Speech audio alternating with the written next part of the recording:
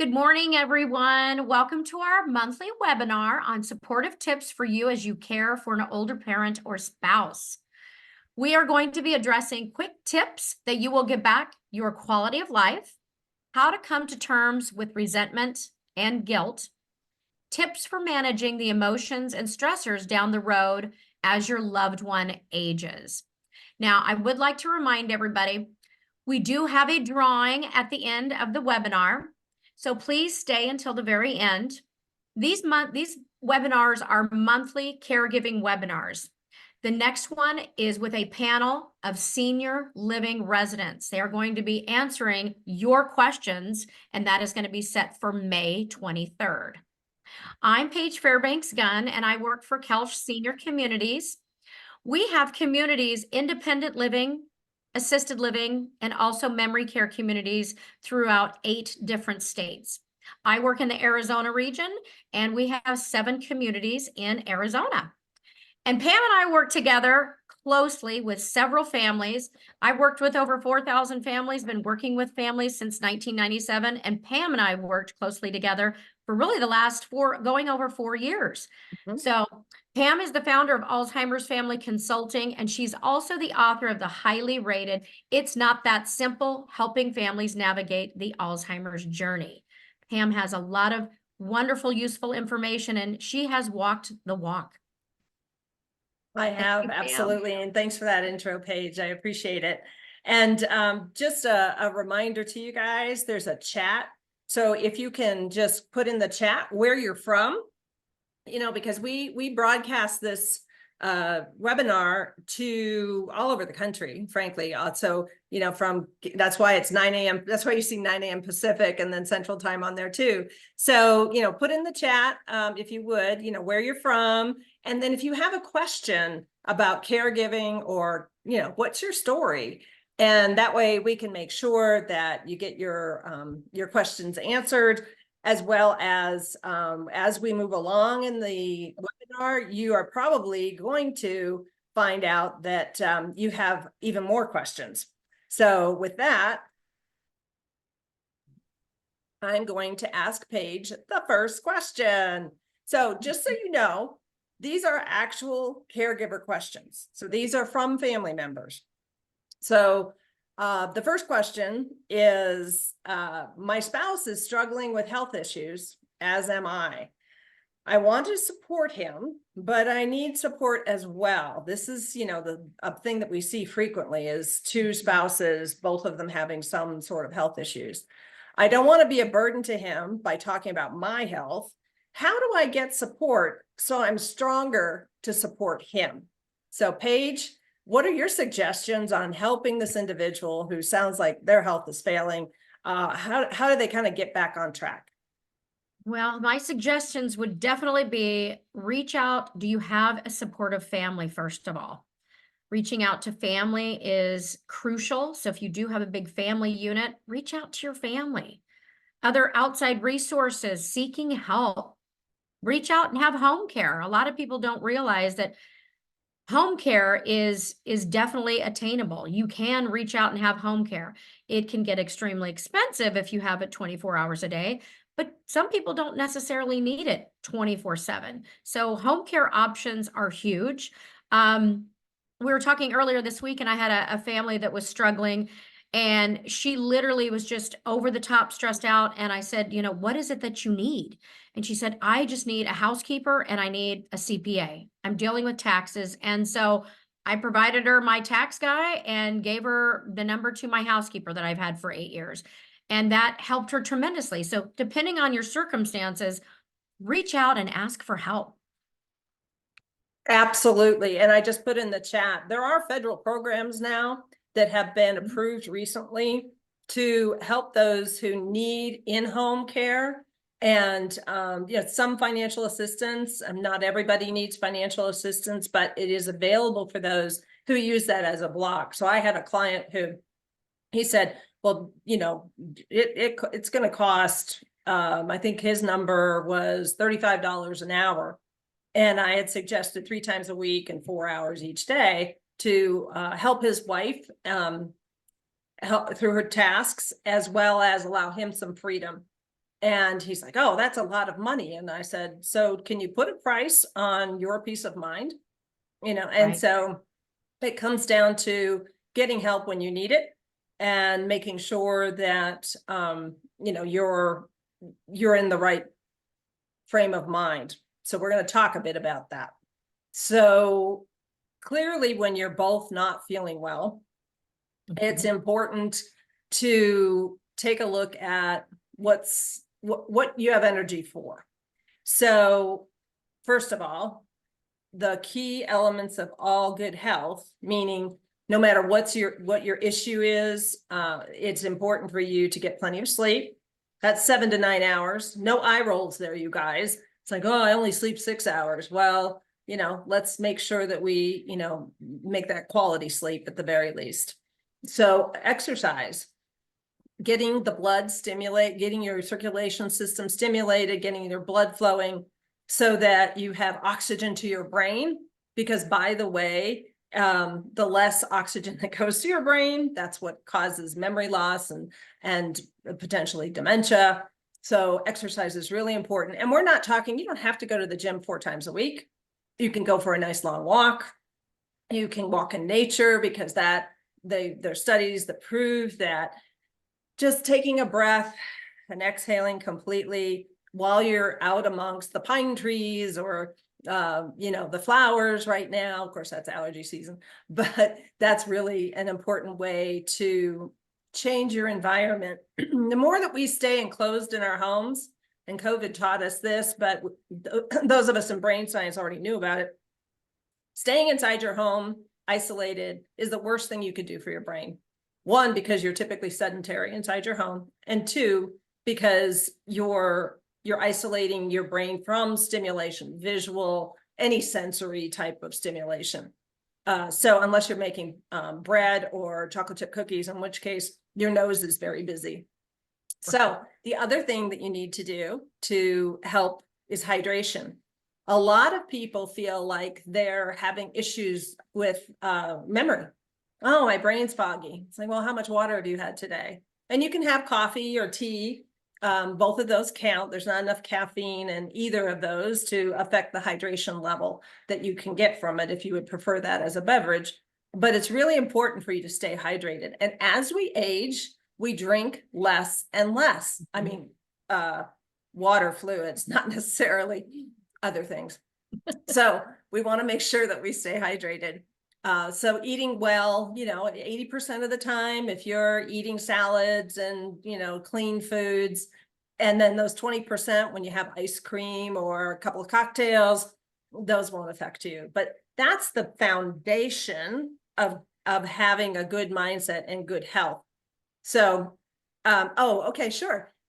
So the downside, so of living alone and in isolation, you are basically not getting stimulus for any of your senses. You are not engaging socially. So social skills in general, whether that's telling your bank teller to have a good day, it's forcing you to interact with other people by leaving the house. So and by the way, this doesn't count as interacting with other people. Zoom doesn't, phone calls actually don't really either. So if you think about how the brain works, you're under a lot of pressure, for more pressure than you are on the phone. On the phone, you can kind of fake it. I would call my mom and say, how are you doing? Oh, I'm doing great. How are you? And I'd fall for it and tell her. And then I'd be like, oh, what are you guys doing for lunch? Oh, we're going to the same place. Oh, so I'd be like, oh, you're going to Golden Corral or IHOP. And what are you going to have? Oh, the same old thing, So she was that usually people with dementia have about a dozen phrases, go-to phrases, and they're very generic responses. And because when we engage with others, we get used to that. We just don't pay attention to it as being signs of cognitive impairment. But the challenge is when you're out physically with somebody else, or you're interacting with other people, that is stimulating your brain. And even just walking outside and seeing, so visual stimulation, even if you're not a social person, just sitting in a stimulating environment, like, what we talk about in one of our other webinars about going to independent living, there's a ton of people, they're all going out to the cocktail bar and they're eating dinner. And even if you don't engage, you're still being stimulated. So that's why isolation basically shuts down the brain. And that's a lot of what happened during the pandemic, is that people were understimulated, and the older the individual is, the more that affected their brain health. So hopefully, Elizabeth, that helped you out. But the other thing that we need to think about in regaining strength to be supportive of other people is decompression. So it's very easy as a caregiver to spiral out of control, anticipating things that will probably never happen. So think about that. That's called worry, by the way. And so we worry about, well, what if this happens, or what if that happens? And I used to call my parents the what if parents, because my dad could come up with all these random scenarios. Now, when he was in World War II as an artillery officer, that was what you did, right? You analyzed, if we, use this artillery here, then we're going to hit there, and map all that out.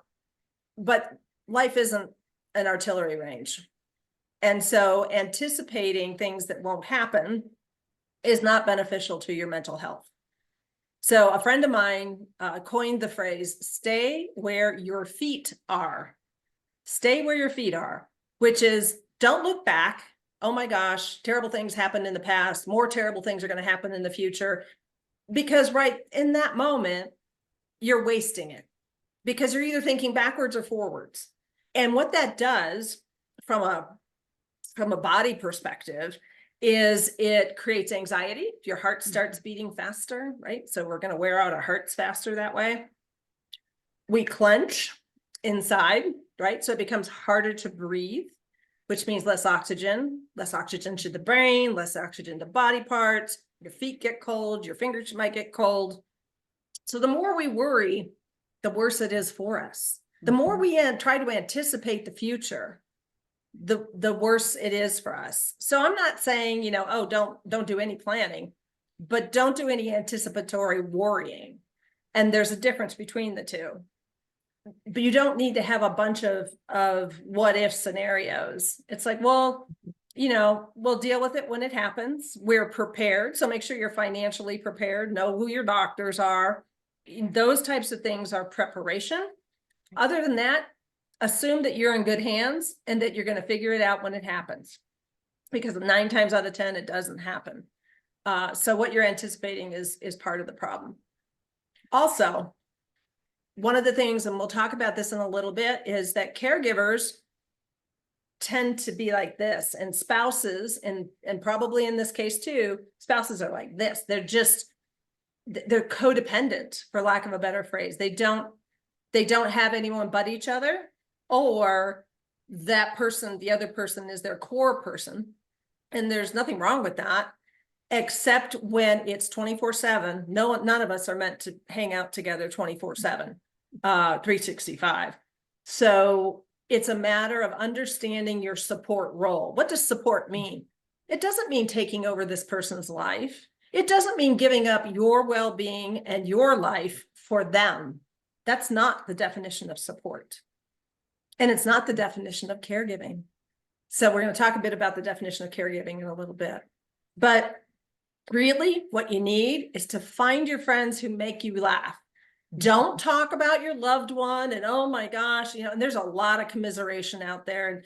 And I'm not necessarily, I think support groups have their role, but I have found personally that they tend to make me more depressed than not, because I hear everybody else's stories and I'm like, well, I guess you could look at it as my situation's not as bad as theirs.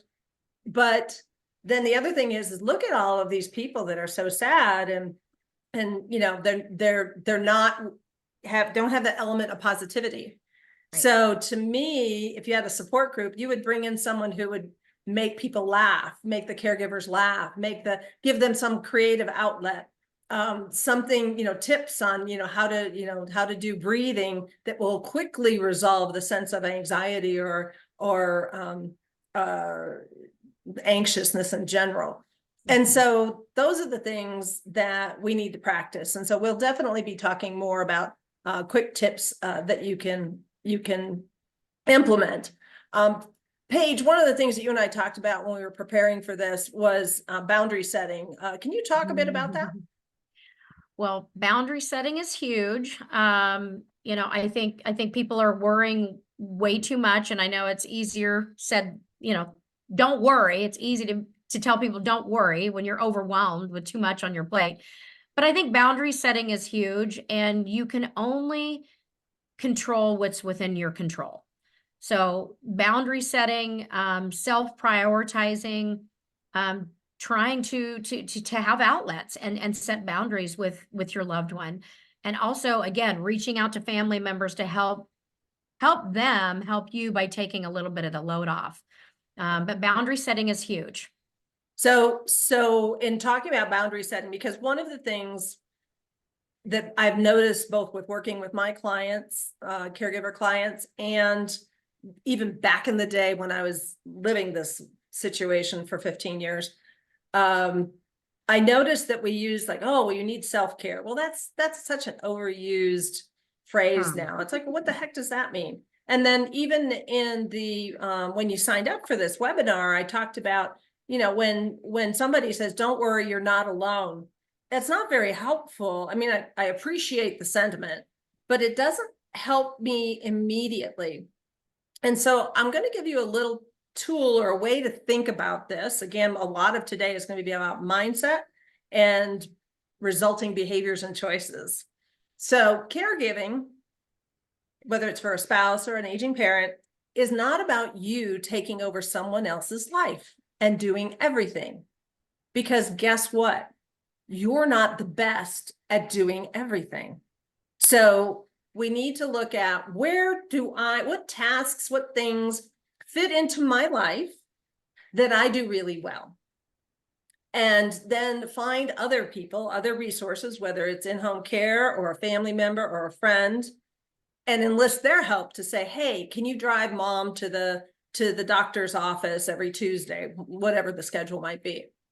And so let them do what they do best. And I actually, on my website, alzheimersfamilyconsulting.com, I have a worksheet, which is basically, you know, listing people's names, what they do best, and then there's a calendar that you can connect to as well. So, you know, use your favorite apps, but use that as the premise, right? Is to divvy up, if you, for lack of a better phrase, responsibilities and tasks. Because, you know, Frances Fry, who is a professor at Harvard Business School and has many books out, I actually saw her speak live, and she talks about leadership and strategic management and those types of things for companies.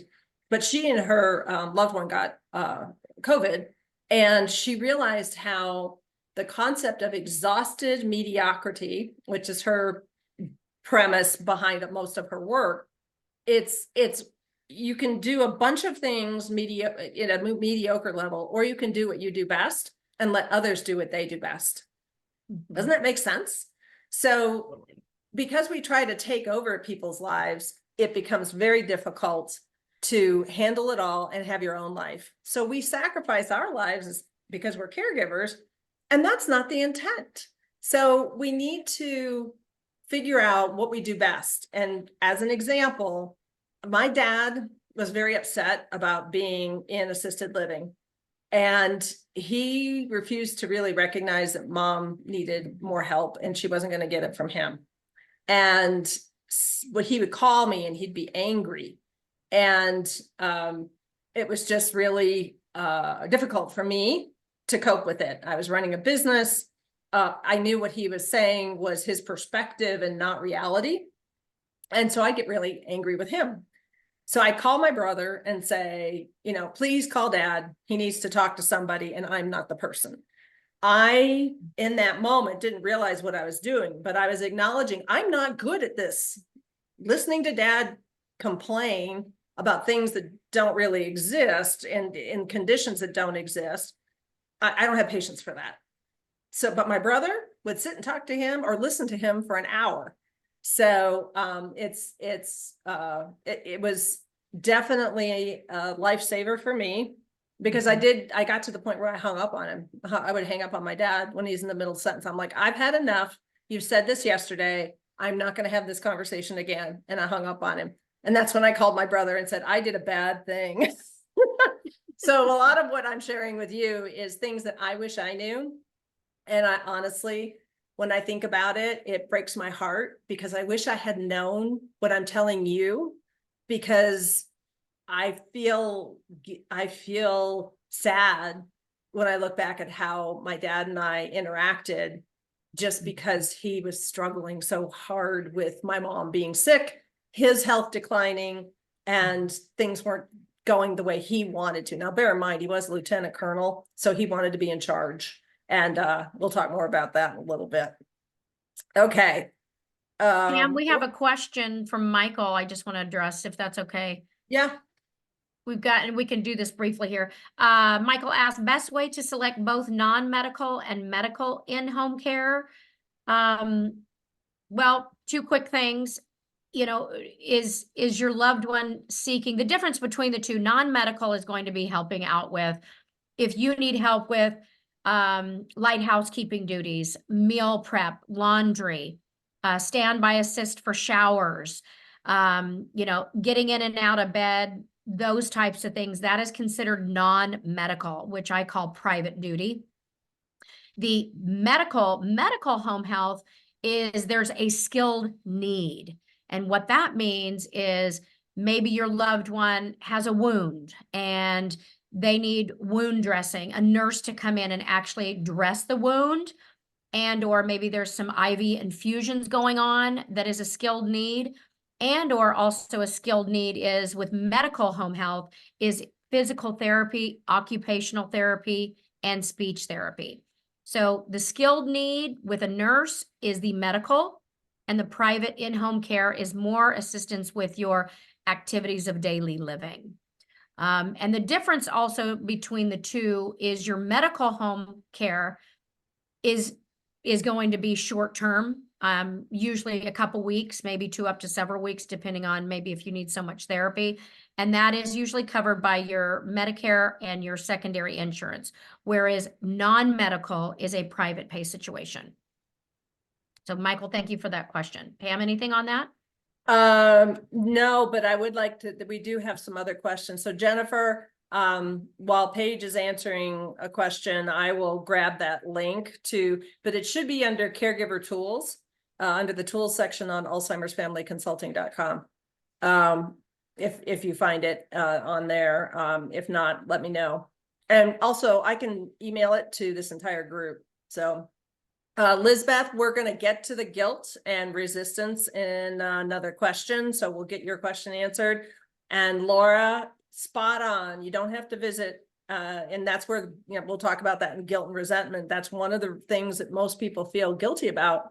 I'm a long distance caregiver. I'm worried. I talk with my mom every night, but you know, and so then there's the people who can visit and they feel even guiltier because, well, I'm right here. I really should. So we're going to talk about that guilt. And I'm really glad now that, and I agree with you, Copper Creek, my mom was at Rock Creek, and the support there. That makes my heart smile. Thank you, Laura.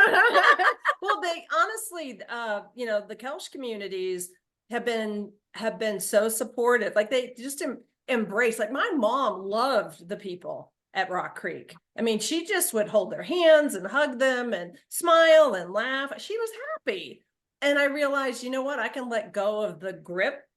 So we're going to talk about codependence and when you're a caregiver and somebody else actually does step in and it helps and it wasn't you. Oh, Gatch, we need you to take off your camera, please. There we go. Thank you. All right. So let's move on to Number Nia. 2. I love your Nia's comment. You are turning your pain in purpose for the rest of us. I think that's what she said.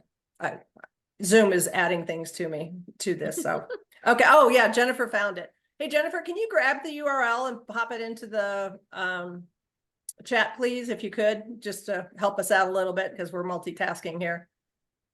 Okay. So Paige, what are we up I'll go to? into number 2. So Great. I'm caring for my spouse who is sick. I'm feeling resentful that I'm having to care for her, but then I feel guilty for thinking that way. It's a downward spiral, and I'm not sure how much more I can take. Any suggestions? Okay, so feel free to pop in the chat if this applies to you. Uh, Right. so this was one that honestly, the focus is on resentment and guilt. And let me break those both down because much like I said earlier about, do select the tasks that you do best and let others do what they do best, as opposed to you taking over. And I noticed, I think it was Lizbeth or Laura, I'm not sure which, that said, well, my loved one is, only wants me to do it. That's called manipulation.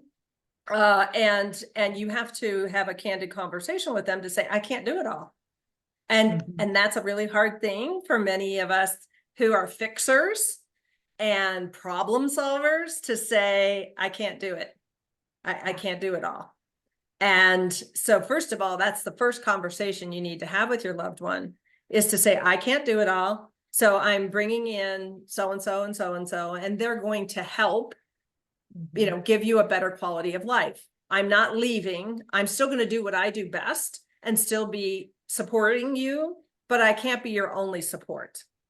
And let them ruminate on that. Don't expect a positive response immediately, but have that conversation fairly regularly until they accept the fact that, you can't do it all.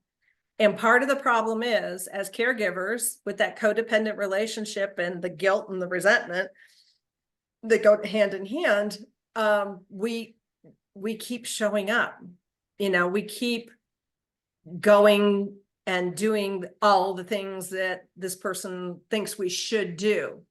And so when we talk about what causes resentment in the first place, it's expectations, right? Because you feel resentment, and I'll use my own personal experiences. I resented visiting my parents.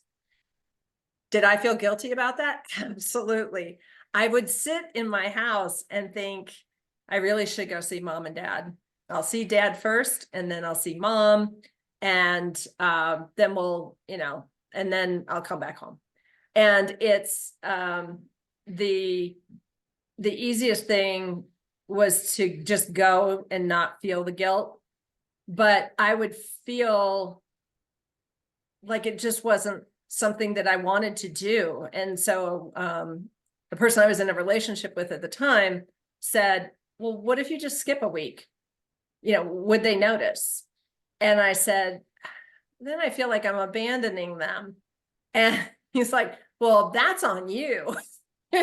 Because it's okay to feel the feels, as they say these days. It's okay to feel sad, resentful, guilty, grieving, frustrated, angry. We're human. It's okay. You shouldn't feel badly about feeling badly for a few minutes, or, not a day or two, but a few minutes. So when you look at resentment, excuse me, we look at the expectations somebody else has of us. It's our view of what they expect. So I told my dad, so I feel badly that I didn't visit last week. And he said, why? And I said, well, I feel like, I'm the only one out here for you guys, so I should visit. And he's like, we're fine. We don't need you to visit every week.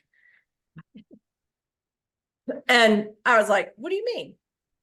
I said, that's not very nice. And he said, well, you have your life, and we understand that. So, do what you need to do and come see us when you can. And I was like, okay, he gave me permission. I was looking for permission, but my expectations were wrong. I was dead wrong. So the first tip is have a conversation with your loved one about their expectations of care for you. So, and the reason why I bring that up is that I'm just looking to see who said it so I get it right. I think it was Lizbeth. Yeah, the loved one only wants you, the caregiver's help. So, and to stay at home. And that works out really well for them, but it's not very helpful to the rest of the planet, all the caregivers and people who care. And there's lots of ways, and we have talked about this in the past, and I'm sure we'll talk about it again, of getting that person to see that their needs, if they actually do feel that way. So one, verify, look, I can't do it all. We're going to need help. That's the first step.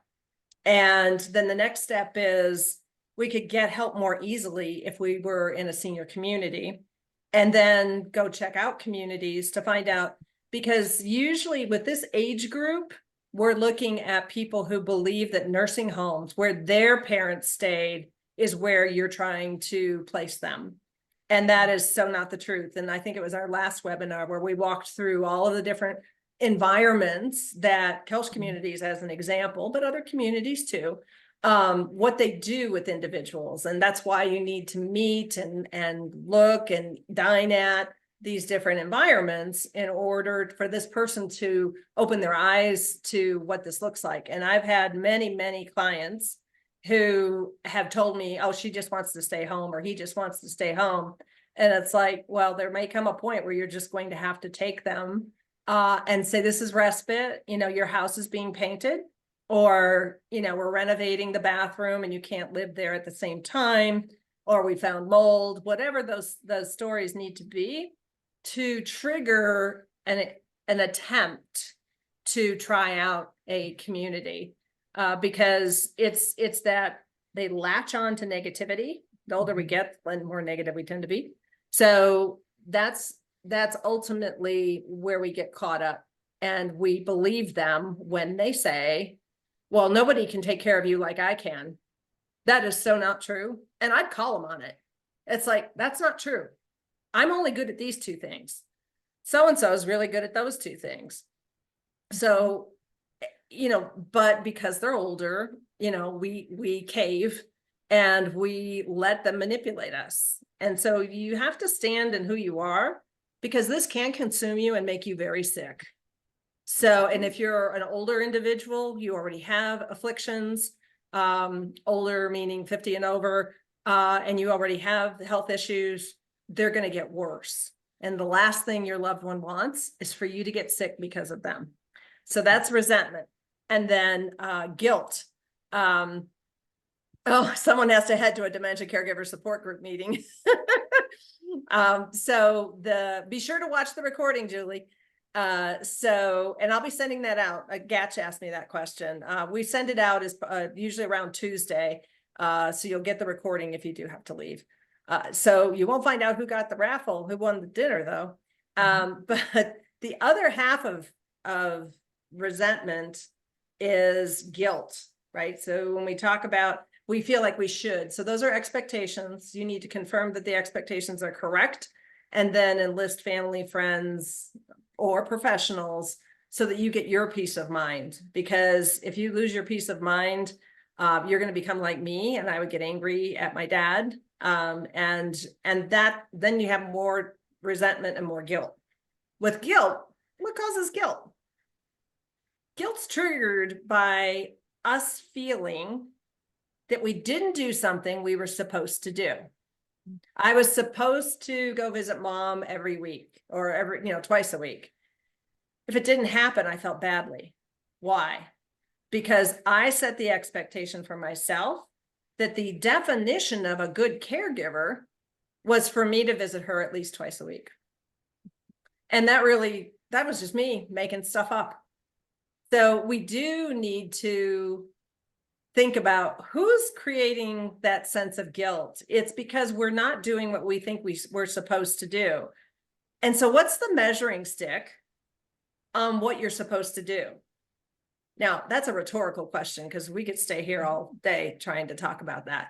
But who gets to decide what you are supposed to do? When we were kids, it was our parents. Put socks on, it's cold out, and I don't want you to catch a cold. That's what you're supposed to do.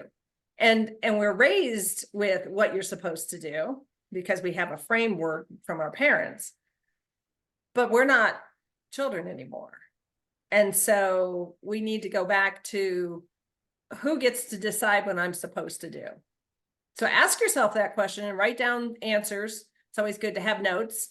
But these are thought-provoking questions, like, make sure that you check in with expectations. And then again, what's your measuring stick for what you're supposed to do? So those is my very long-winded resentment and guilt. Like I said, we could talk about this all day. But Paige, what about you? How do you, and you just went through your dad's situation in his passing, and there were some bumps there too. Do you have any examples of how you dealt with either resentment or guilt?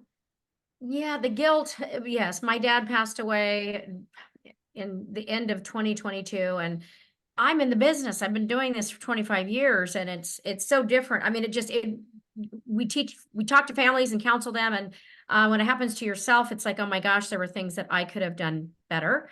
But I also think that it's an opportunity to set flexible boundaries again, because like you said, I told mom and dad was going to see them every week. Just overloading yourself. But I think it's an opportunity. I mean, the examples with my dad would be, I felt like I was taking over and not validating his feelings. He didn't have any dementia towards the end, and I was trying to get him to, to communicate with me. But I also felt like I was really trying to take over. That was my biggest mistake, and not really trying to validate his feelings. So Yeah. I think that was rough, and a learning experience, but I think it's an opportunity to set flexible boundaries for yourself. Don't say you're going to come every day or every day at Wednesday, or, set flexible boundaries. But I also think it's a great opportunity to seek help. It's a great opportunity to say, okay, I need some help. Let's consider, your feelings of resentment and guilt are, if they're persistent, consider seeking counseling so you can really dive and explore and dive deep into those feelings, so you can seek some help, so somebody can help you with some coping strategies. Those types of things, and also opportunity that, hey, if you're caring for your loved one, you feel overwhelmed and you're feeling resentment, depending on your situation, look at a possible living experience. I mean, is it maybe time to make a move? We have a beautiful independent living community and beautiful assisted living communities where that can help take the burden off of those caregiving roles, and you can actually be with your loved one as a spouse or a daughter or or as a son. a child. Yeah. Yeah. And so there's help out there. So I think to me, I see it as an opportunity. Yeah. And you brought up something, then we'll move on to the next question. But when I talk with my clients after their loved one has passed, I always do a follow-up call, see how everybody's doing. And I try to stay in touch. And the most recent person whose parent passed, she said, I feel so relieved. I just feel like a weight's been lifted. And it's like, we didn't go down this path. But in my head, I was saying, why did you allow it to get to that? Why did it have to be such a weight? Why wasn't it was such a delight to be with my person for as long as I had? And it wasn't that she didn't feel that way, but her first reaction was, I feel like a weight's been lifted. Because as many times as you will watch a webinar that's what I call sunshine and rainbows and lots of hope and things, you also have to admit caregiving is a burden. It is hard, and it's emotionally and mentally and physically difficult. It's challenging. And anybody who tells you any differently is probably never been a caregiver because you're thinking about that person 24/7, just like you mentioned about your dad. And so what we're trying to do in webinars like this is help you ask questions of yourself as to where is that coming from? Like the question about, what's the measuring stick for what you're supposed to do? Because that's what triggers guilt. And, those kind of questions are things that we just want to plant the seed and then see where that takes you. Have the conversation about expectations, and then be candid about what you're best at, so that you're not providing exhausted mediocrity or mediocre care, because you can't do it all. I promise you, there's no one here, including Paige and me, that can do it all. No, Just can't. Can't do it. So, okay, question number 3, because again, that's one of those questions we could talk forever on. All right, so this individual said, I'm really struggling with this caregiver role. It's not in my DNA, and I really don't want to do it. I love, thank you to the person who wrote this, because thank you for being candid and honest, because you know, none of us really expect to be in a caregiver role. I know my dad didn't, I didn't, we weren't prepared for it. And so the question goes on to say, how do I make sure my loved one is cared for properly, but it doesn't involve me providing that care myself? So Paige, what are your thoughts on this situation where the caregiver doesn't want to be a caregiver and may even want to walk away? What are your thoughts on that? That one's a toughie, but it happens all the time. And believe me, everyone feels this. So it's very, very normal to feel this way. Well, first of all, delegating responsibilities is huge. But the biggest kicker here is, and I'm a huge supporter of this, respite care. A lot of people don't realize what respite care is. Respite care is 30 days or less. You bring them into a community, whether it be an independent living setting for meals and elegant dining and fun and activities, or assisted living if they're needing, you know, if there's more heavy care side of things, and or dementia care and a memory care community. I will tell you, I had a family member that did respite care, and she came in, she brought her husband in for a week. And she said, oh my gosh, Paige. And I tried to explain to her, I said, a week is not going to be enough. You can't do a week. You've got to do at least 2 weeks. And I suggest 30 days, but she did 1 week. Well, what she did is she let everybody know that she was going to be having her husband with us for a week. And so what did she get? She got 1 million phone calls, text messages. So she is air traffic controlling everyone reaching out to her. And she didn't get any respite at all. She says, oh my gosh, I was more overwhelmed with people out from the outside reaching in, and I couldn't even rest. And I said, well, I didn't want to say I told you so, but you need to come in and do 30 days. So she did. And she says, oh my gosh. And I said, what you need to do is limit your phone calls. Don't even, maybe tell your one person that can field all the other phone calls and that you do not want to be bothered. She slept for 1 week. Her second go around, she did 30 days. She told her brother to field all the calls and told everybody not to bother her. Please don't bother me. And that's okay. Your friends and your loved ones are going to understand that. She said, I slept for 1 week. The second week, I was able to get my house together and get my taxes done. And the third week, I was actually able to go shopping and go to lunch with a friend of mine.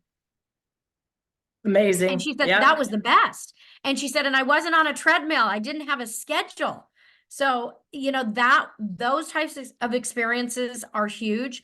And because caregivers, they can pass away before their loved one. So if you don't get the respite care that you need to recharge your battery, it can be really bad. I've seen caregivers, and Pam, you've seen caregivers that pass away before their loved one. Right. So, you know, limiting the phone calls with family, having, you know, if you do respite, have other family members check in, and don't go see your loved one. I hate to say it, but this is your time to unplug. You can contact them, send them photos. Family members reach out, but just get your respite care. And then there's also, depending on your circumstance, there's also hospice services. If depending on if someone, you know, is in a situation where they have a terminal disease, if hospice is involved, hospice can do respite care as well. There are respite services for families for hospice. So that's also an option too. If you're 65 and older, that's a Medicare benefit. Well, the other thing about hospice is all you need is a severe decline. You don't actually have to have a terminal disease or anything like that. So it's a matter of, you know, knowing that you have a situation where this person has declined, and they'll come in and do an assessment and say, all right, this person needs assistance more than what they're getting at home. So or they'll come into the home. So hospice can come to a community or a home, wherever, to provide that support. One thing that we skipped on that kind of plays into this as well, because Michael had asked the question about, it's reverse guilt, which is when the person who you're caring for feels like they are a burden. Hey Chuck, can you turn off Oh, hi, your Chuck. Can you turn off your video? We're not doing video. Oh, there you go. We I love got seeing you though, Chuck. Good to Yeah, see you. it's good seeing you, Click. A nice golf course.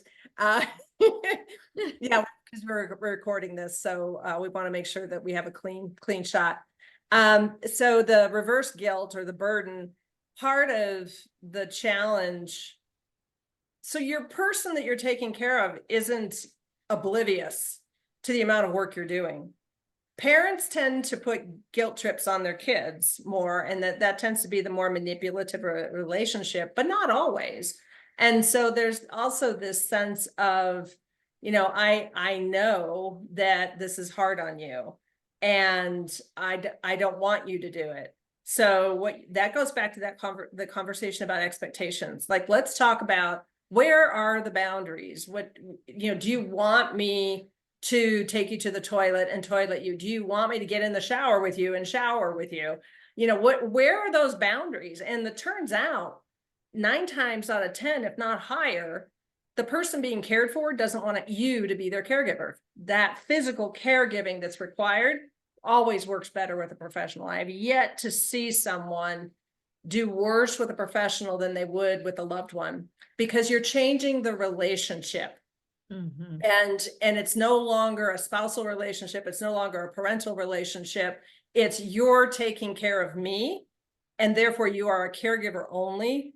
And that can result in a lot of different behaviors as well, right? Because it's like, don't touch me. This isn't what we do. You don't help me take a shower. And that creates anger. And you think, oh, this is the dementia, or this is the cancer or the stroke talking. No, you're the wrong person for the job. So, Right.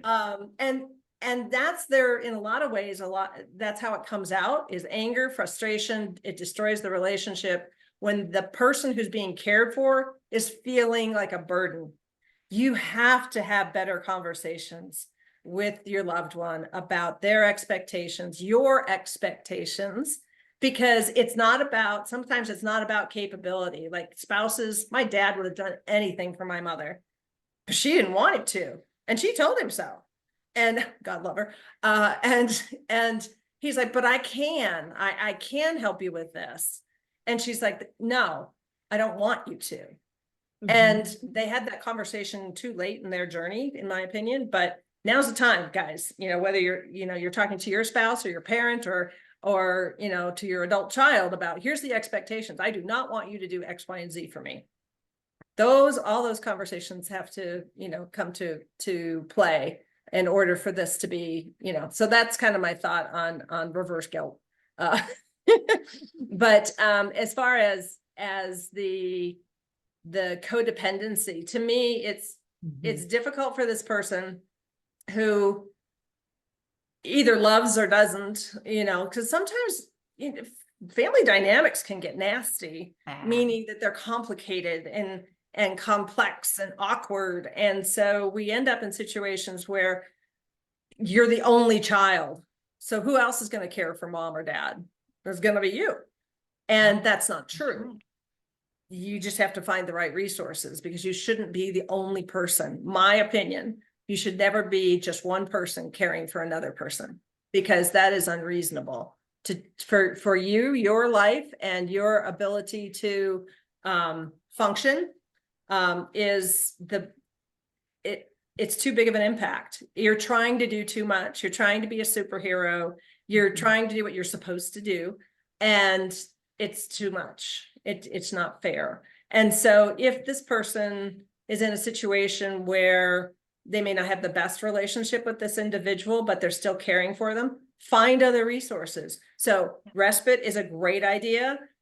You go on vacation. I went to Italy for 3 weeks, and it was actually, that first trip was 10 days.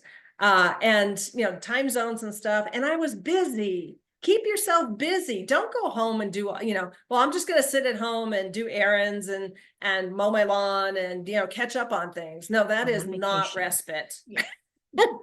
That is called living your life without your other one. And then you start missing them, and then you start calling them. And now you've created this reverse situation where you're dependent on being a caregiver and you're dependent on making sure that they're okay, when you know that where they're at, you guys, the community would call. If there was a problem, the community would call. If there was need for guidance, the community would call. So the phone call thing to me is like, no, that's you being dependent on being a caregiver, which is a whole other topic. So, okay. So that's it for number 3. All right. Well, going to number 4. And we have to make All this right, one Pam. quick. We have to So talk both about the my raffle. parents are in assisted living. My mom has dementia and dad is resisting changes that she is experiencing. He gets angry, but not for the reason you think. He gets angry because she can't take care of him anymore. How do I talk with him to help him? Yeah, so we have very little time, so I'm gonna try to answer this with an example. So my dad was a fixer. He retired lieutenant colonel, always in control. Everything went their way. Their plan was that they would pass away in their sleep without being sick at all. It would just happen, and boom, that was it for them. That's not what happened. It took us 15 years to have the fall asleep and not wake up situation. And so anger is not where you think it's coming from in this situation. Anger is a result of frustration, sadness, grieving, and a sense of loss of control. So my dad was almost this exact situation, and I did a terrible job. I didn't talk to him about how he felt about mom's situation, because I was grieving. And so we would both get angry at the same time about the same thing, but we wouldn't disarm ourselves, take off that armor and say, so what do you think about all of this? And be empathetic and listen. And so I have a lot of things that I feel guilty about now. I regret the behaviors, which is why I do what I do, is to prevent you guys from doing the same thing. So having that conversation, to ask, well, so it seems like you're really angry. Can we talk about what's going on? And my dad actually, he acted out and was yelling. And I came in and said, Dad, why are you yelling at caregivers? And he's like, you just don't understand. And I said, what don't I understand? And he's like, you won't get it. And I said, well, give me a try. And he said, this is not the way it was supposed to be. And I can't tell you how many spouses say that this was not the way it was supposed to be. And that gives me chills every time. He's like, she was supposed to be here for me, and I was supposed to be here for her. And she doesn't even recognize or engage. She doesn't engage with me. She knew who he was, but she didn't, just stopped engaging. So that's what he was angry at. It wasn't me. It wasn't the community. It was none of those things. He was sad and his heart was broken. That's why he was angry. So what about you, Paige? And then we'll do the raffle. I think, it's huge. It's expressing empathy and encouraging, understanding, validating their feelings is what it's about, because it is. They're not angry at the community. They're not angry at the family member. They're angry at the situation. But I will tell you, you can live a good life. In this circumstance, it's dementia. You can live a good life with dementia. It is not the same. But you just have to pivot your mindset and get the tools, the resourceful tools to help you throughout the day, and focus on the good memories and the positive moments that you can still have. Absolutely. And the fact that they're evolving and you have to manage that evolution. So you're getting to know a new person. They don't like peas anymore. They like carrots. They used to hate carrots, but now if they want to have a chocolate chip cookie for lunch, who cares? Have a chocolate chip cookie for lunch. The rules of adulting Are out the door. Well, I would like to say they stop applying at age 60, but I think it's a little later than that when the rules of adulting actually you can let go of them. But yeah, so I'm really glad that we had a chance to talk about guilt and resentment, what we're supposed to do. We've had a chance to talk about all of the maybe some quick tips on conversations that we haven't had that we need to have. So hopefully you guys have found this helpful. Now, Paige, tell us about this elegant dinner for 4. Yeah, so our raffle today, I'm excited to announce, is Dinner for Four. It is an elegant dining experience at our community in Chandler.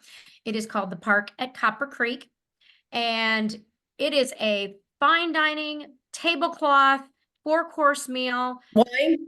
wine, beer if you like. Probably, I would say it's probably $100 or more in value. And you can just come and visit the community and have a wonderful dining experience. So our Dinner for Four raffle today, our selection, our winner today is Nia. Yeah, Nia. I actually know Nia. Oh, So So, yeah, so Nia, we will be reaching out to you on email and getting that arranged whenever you're available. So we're excited to have you come and have the experience, the elegant dining experience, and see the community. So yeah, we're excited to have the you key there. there is to just enjoy yourself because Relax, have a yeah. respite dinner, enjoy. Yep, yep. And it gives you a chance to ask questions too and get a feel for how the, I think dining, and I just attended a dining seminar, and they were talking about how important dining is and how the experience is. It's not, slapping a hamburger down in front of you with a roll and some wilted lettuce. This is an entirely different food experience, and it's one of the things that I think most communities these days, not all, but most communities, that's one of the first questions you should ask is, I want to have a meal here and I want to see what it's like, and what the service is like, and everything that, because so much of our world and our culture is around food. So it's an opportunity to do that. And then, sniff around and check out what they've got going on if you're interested. And if not, you just got an amazing meal for free. So that's right. And there's nothing so wrong we're with going a to keep free doing meal. this. We're going to keep doing raffles. So you guys Yep. you need to keep attending so that you can take advantage of it, and bring family, bring friends, bring whoever you. Absolutely. It's not a lonesome What's thing. exciting about our next month, May 23rd, is we're going to be leading up to a panel discussion, and you're going to be able to hear from our independent, vibrant residents talking about their experience of living in a community, in an So independent. it's a chance to really, you guys bring your questions and ask, well, is this normal, or did I expected? So, if you have someone in a community now, and you have a question about what's happening, like whether it's activities or something like that, you can still bring your question to this individual and say, did you have this expectation of, the fact that, this was just going to be a lockdown situation? Or did you know that you could go anywhere you wanted to, and that type of thing? Find out from them what their expectation was before they moved in, and then have them have the opportunity to respond to you. So that way you can interact with them, and Paige and I'll just ask questions. So we'll definitely facilitate that conversation. They're going to be running the webinar, so I'm excited. All right, so Jennifer, thank you. You're very welcome, and please share. So Tuesday's usually the day I get the video out to you guys. Please share this with as many people as you know that are in this situation. It's just a hyperlink, so you can go ahead and send that out to them. We don't have any sort of constraints on you accessing the video or sharing it, so don't worry about that. This is probably one of the most important, in my opinion. We have great webinars, and you can go to my YouTube channel and see them all, by the way. But you can also, share these with people and learn more. But this to me was important because we've gotten a lot of requests to talk about resentment and guilt and caregiver exhaustion, and I can't do it all, or I don't want to do it all. These are really scary topics to a lot of people if they don't know what their options are. So thank you for listening. Thank you for attending. And I think someone just joined, and you're an hour off. That's Terry. Hi, Terry. And remember, as caregivers, you can't do it all. So this is really what this is about, is helpful tips, and you're not expected to do it all. We couldn't do it all. So no one can. So that's right. And again, you'll see the recording on Tuesday. So thank you all for attending. We appreciate it. And if you have questions, either email Paige at Koelsch Senior Living to koelschsenior.com. Koelsch Senior Her Communities, email yeah. is in there. And then mine is Pam at itsnotthatsimple.com. If you want to have private conversations, just let us know. Pop us an email. We're here for you. Okay. All right. You guys take care, and we'll see you next month. Thanks, everybody. Have a good week. Bye-bye. Bye.